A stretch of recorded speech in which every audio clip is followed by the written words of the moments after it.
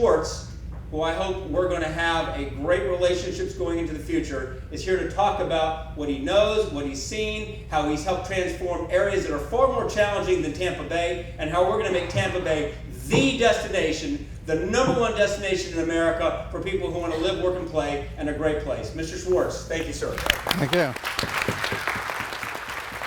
That's great. I've heard Phoenix and Charlotte mentioned as potential comps for Tampa in terms of cities that might be a little bit further along in solving transportation issues. Are there other ones that you know of that you could point us to look at for direction? Sure. I was in South Carolina. They're doing some innovative things.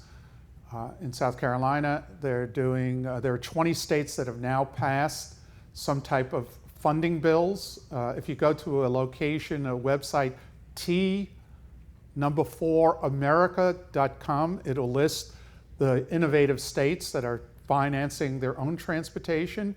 People recognize the feds are not coming to the rescue anymore. Anyone who recognizes that realizes that you have to start funding things on your own. So you're seeing red and blue cities that are all figuring it out, red and blue states. Iowa raised its gasoline tax to try to fund a number of different transportation, including transit projects.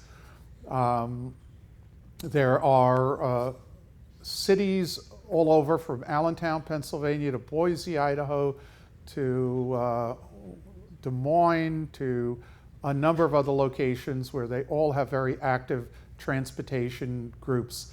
One of the things, I know there are a couple of people I met here from public relations, one of the most effective things in New York City that helped the revolution that occurred only about 10 years ago is that there was an investor who took about, I forget, $1 million, whatever it was, and he founded something called StreetSmart and Open City, and he also created something called, or somebody else created, StreetsPAC. StreetsPAC tells how people will vote, and it goes after elected officials to get them on the issues, just like the NRA does and says you got a 99 or 100% vote from the NRA. StreetsPAC does that as well.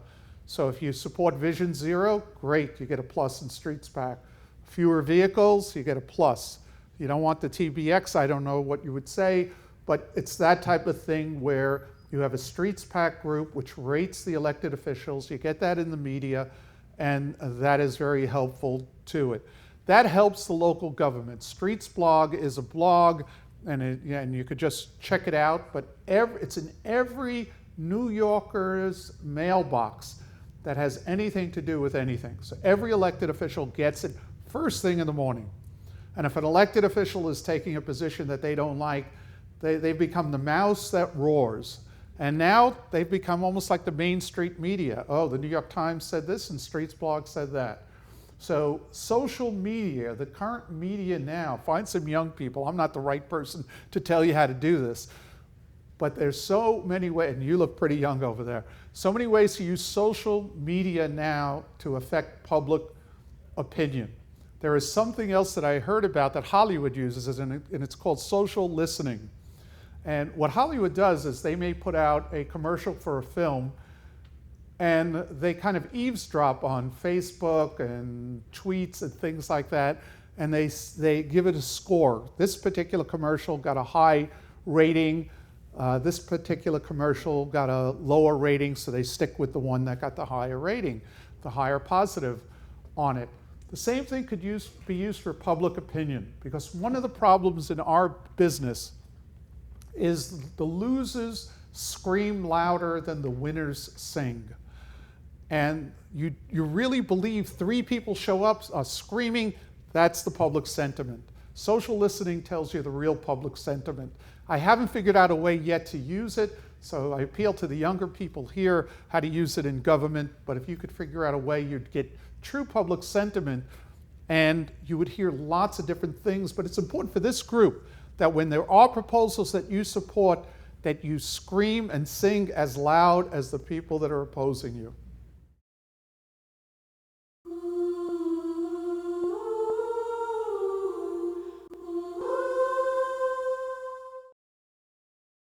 TampaInnovation.com.